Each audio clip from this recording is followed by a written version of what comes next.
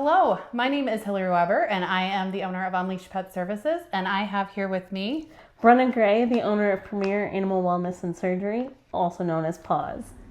Okay, so today we're going to go over some puppy pro tips. So springtime, great time to get a puppy, start potty training while it's nice and warm out, maybe a little muddy.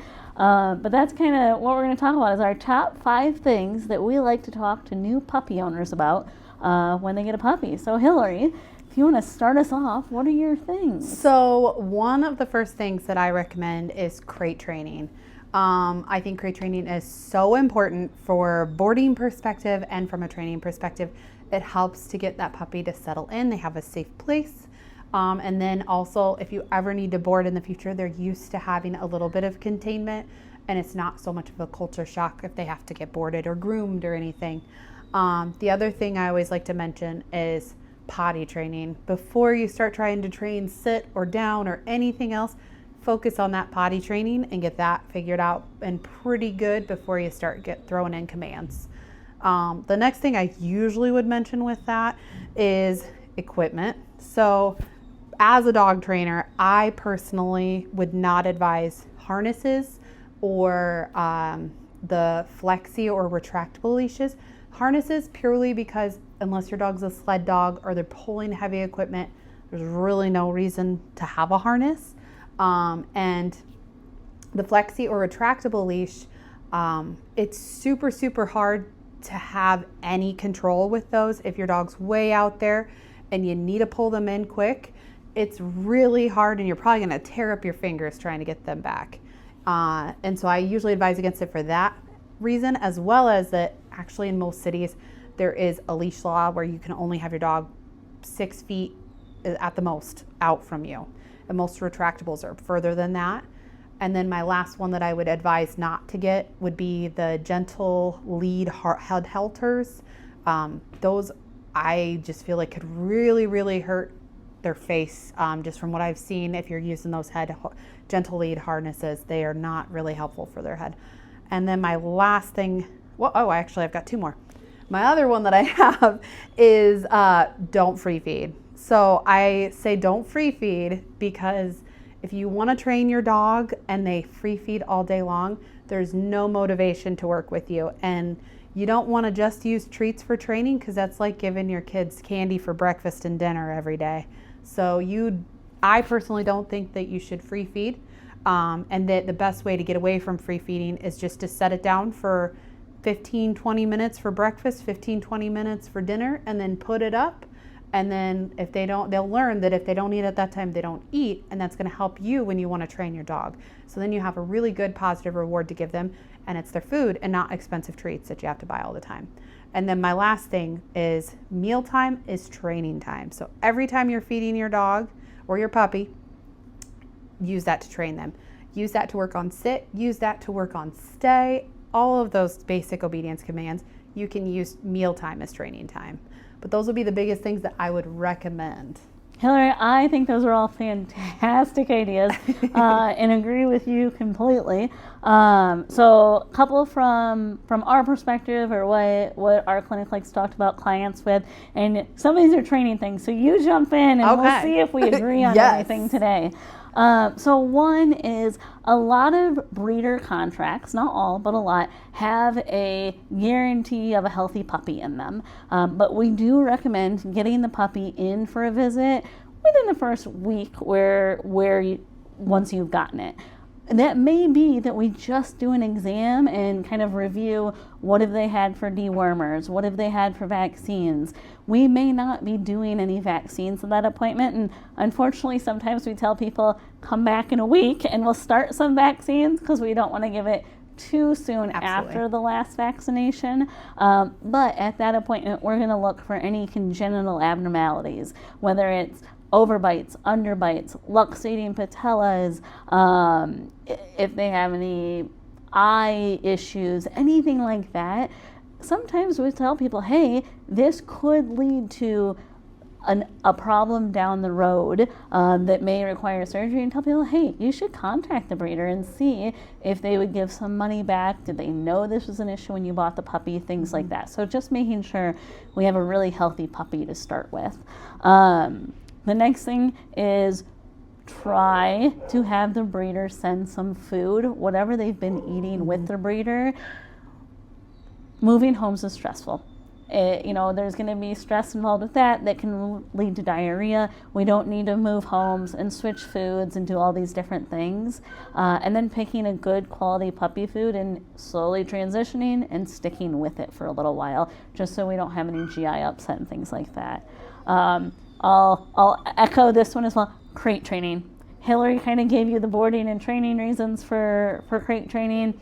From my perspective, the dog has to have a major surgery in the future and needs to be rested. We can't take a dog after surgery and expect it to lay quietly in a crate if it's never been crated. That's a good point. That's even more stressful. So teaching them at a young age that the crate is okay is a fantastic idea. Another thing that we talk about with a lot of puppy owners that also have small kids is a crate can be a safe spot. Every single dog can bite if put in the right situation. There's not a dog out there that wouldn't do that. Young kids, don't always pick up social cues for dogs. Good dogs will tell a kid 100 times to leave me alone, but at some point they're in a bad situation and they have no place to go. What are they going to do? Yeah. So having that crate, having the door open, making it a kid-free zone is something that we really advise with young kids around. The next thing, we encourage obedience training soon, early. Start right away, even if it's a simple sit while waiting for food, while getting ready to go outside of the house. The more connection that you develop is going to be better. Absolutely. And then kind of the last one, and kind of with that obedience thing, is establishing a hierarchy in the house. You're the human, you're the top dog, you get to be in control. If you have 2 big dogs, 2 German Shepherds or something like that, down the road, we don't want food aggression issues. We don't want issues to pop up. So making sure that, one, puppy knows all good things in life come from you, the human. And then if there's an older dog, they get food first. They get, if your dog sit on the couch, they get to sit in their special spot, and the puppy may need to get off the couch and move to help with that. And then from an early age, just those subtle little cues, for example, and maybe you can say more, is you walk outside first, you go through doorways first, and make sure puppy sits and knows that, hey, the top dog, that case you, are going to be first. Other things, everybody loves to cuddle puppies and hold them, and me too. But when they're starting to climb up on the shoulders and perching on your head, they're ready to get down. That's a dominance thing, and that's their subtle cue to say, oh, I'm learning that I'm the top dog. So lower them. You can hold them below your head, and if they're climbing, to the floor. Yes, absolutely. I absolutely agree with so much of what you just said. I like my thoughts are too with the doorways and we call them thresholds. Teaching your puppy that they need to have that impulse control, not only just for sitting at doorways, but that's going to start to spread into so many other things. And it's really, really good because it is going to teach them that, hey, I am the pack leader, I am the boss. And in a dog's mind, they do need to have that clarity, because that's where you can get that confusion, and it can lead to reactivity, dog aggression, food aggression. It can lead to fearfulness or separation anxiety, because they're so attached to you and you being gone that they will just have an absolute meltdown if you leave them. And we want to build confident, friendly, and neutral dogs that can go into every situation and thrive. And so these little things might seem small, and when they're puppies, it's cute for a little bit, but as they get bigger, it's not going to be cute anymore. And it's so important that we teach them those manners and those boundaries when they're young, when we can maintain it better. And so the thresholds, climbing up you, one thing I guess I would jump on and say from that too is if they are starting to do that, it's totally okay to hold your puppy, but don't hold them all the time. It's important for them to learn to be independent on their own and to be put down just, for a little while. If they're starting to sleep or get sleepy before they sleep, it's just like when you have a newborn baby. Put them in the bed right before they fall asleep so they learn to do it on their own. And so, put them in their kennel or in a playpen is another thing I usually recommend. Until your puppy can be trusted to be free roaming in your house, I advise always to either tether or put in just a cheap little playpen that you could find off of Facebook Marketplace or something. But just tethering them or putting them in a playpen, unless you are actively playing with them and watching them, they shouldn't just be free roaming, because it just leaves so many opportunities, for an accident to happen. When you have lots of space, it's like a giant kennel. I could go to the bathroom over there and it's not going to bother me over here. So you don't know where the accident is if they have free roam everywhere. And then you're more likely to be cleaning stuff up all over the place. But then also, if they eat something, you have a lot larger area to search to find out what that was. And if it's a time sensitive thing that you need to know, and you might be able to help with that perspective. But I just think about if you have a big, huge first floor and you have to figure out what they might have ate somewhere on that 1,400 square foot floor, that's going to be a lot of spaces and you might not have time to figure that out. And sometimes information being clear sooner is better. And that's why it's really nice if you have smaller spaces until we know they're not going to be eating stuff and they're kind of over that toddler phase of everything goes in the mouth.